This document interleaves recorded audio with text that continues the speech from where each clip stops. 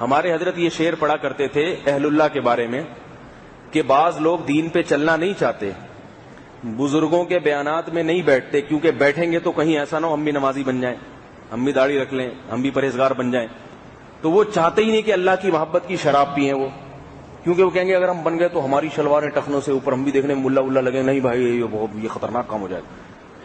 اور یہ بھی ڈر ہوتا ہے کہ بیٹھیں گے تو پھر ہمیں ضمیر ملامت کرے گا، پھر نہیں بنیں گے تو اور مشکل ہو جائے گی.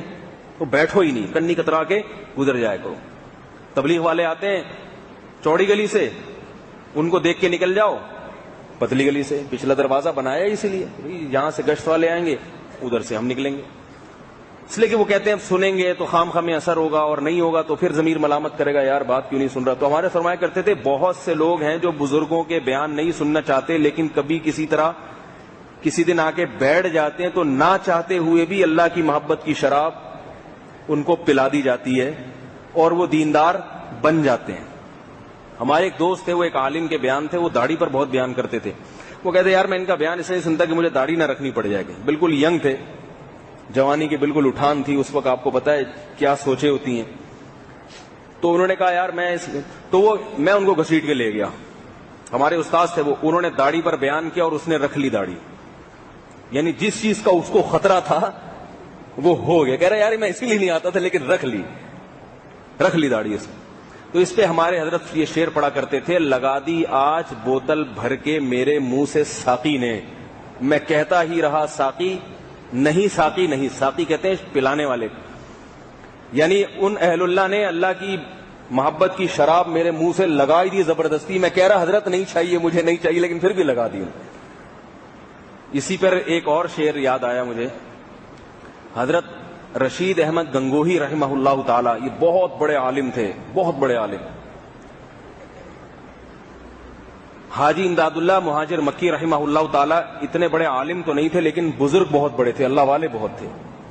تو حاجی امداد اللہ مہاجر مکی چاہتے تھے کہ یہ رشید احمد گنگوہی جیسا عالم اگر ان کے دل میں اللہ کی محبت پیدا ہو گئی تو ہندوستان کے مسلمانوں کا کام بن جائے گا.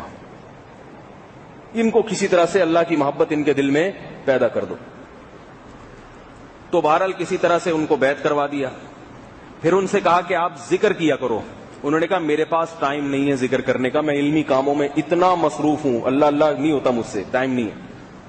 کوئی بات نہیں. انہوں نے کہا ایسا کرو، اپنے مرید سے کہا کہ رات کو ان کا بستر میرے بستر کے ساتھ لگا دو، ان کا بستر میرے بستر کے ساتھ لگا. اور پھر رات کو خود ذکر کرنا شروع کیا. اس کی چاشنی اور اس کی لذت حضرت گنگوہی رحمہ اللہ کو اتنی محسوس ہوئی، انہوں نے جب یہ ذکر کیا اتنا مزہ آیا کہ پوری زندگی پھر وہ ذکر چھوڑا نہیں انہوں نے. حتیٰ کہ جس تسبیح سے ذکر کرنا شروع کیا، حضرت گنگوہی کے بڑھاپے میں وہ تسبیح بہت پرانی ہو چکی تھی، کئی سال سے وہ ایک ہی تسبیح سے ذکر کرتے تھے، ایک ہی تسبیح سے. کسی نے کہا حضرت آپ ویسے اتنے نفیس ہیں، بڑے نفیس تھے وہ، بہت ان کا شاہانہ مزاج تھا اور بہت شاہانہ طریقے سے رہتے تھے. کسی نے کہا اتنے سب چیزیں شاہانہ، لباس اتنا شاہانہ، نیچے 3 کارپیٹ رکھتے تھے پھر اس کے اوپر بیٹھتے تھے. وہ ان کا علمی کام تھا اور بہت ایسی زندگی گزارتے تھے شاہانہ. کسی نے کہا تسبیح اتنی ٹوٹی پھوٹی پرانی، اس کو چھوڑ دیں، کوئی نئی تسبیح. اتنے مریدین ہیں آپ کو نئی نئی تسبیحات لا کے ہدیہ دیتے ہیں، چھوڑ دیں اس کو. وہ کہتے تھے جس تسبیح نے مجھے اللہ کا ذکر سکھایا ہے مجھے اس سے محبت پیدا ہو گئی ہے، یہ مجھ سے چھوڑی نہیں جاتی.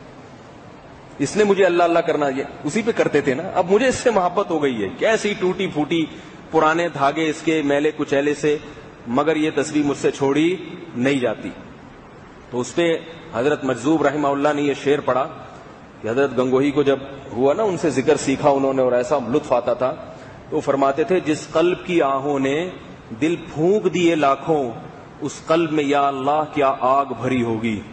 جس ذات نے، جس بزرگ نے لاکھوں دلوں کو اللہ کے ذکر پہ لگا دیا، ایسی محبت تقسیم کی، اس کے اپنے دل میں اللہ کی محبت کی کیسی آگ ہوگی، کیسی آگ ہوگی اس کے اپنے دل میں. تو جیسے وہ ان کے ساتھ چارپائی لگا کے سوئے نا، تو کیسی اللہ کی محبت ان کے دل میں پھوٹنا شروع ہوئی. تو ایسے ہی اہل اللہ کی صحبت میں جو رہتے ہیں ان کے دل میں بھی آہستہ آہستہ اللہ کی محبت پیدا ہونا شروع ہو جاتی ہے.